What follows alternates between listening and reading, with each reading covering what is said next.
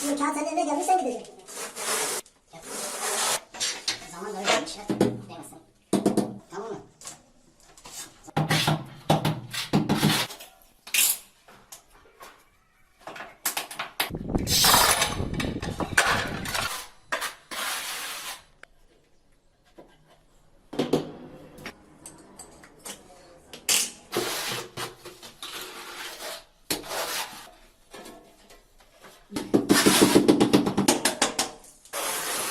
Anlasın mı? Kızmış. Sen seyrettin mi o videoyu? Kırıldı.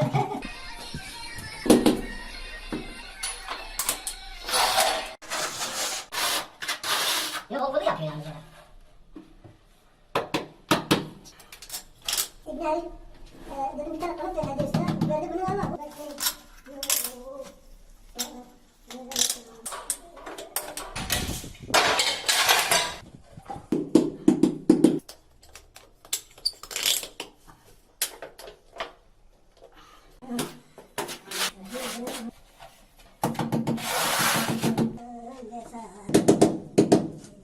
Getir.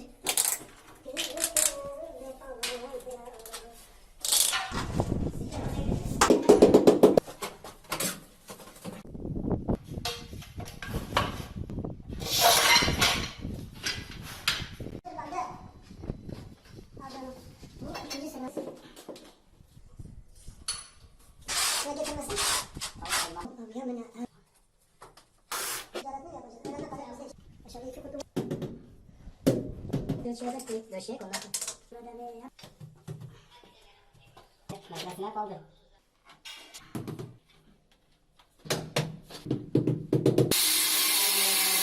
Eğer şey olmuyorsa yani çalışmıyorsa kırmızı. Isparacılarda insan var.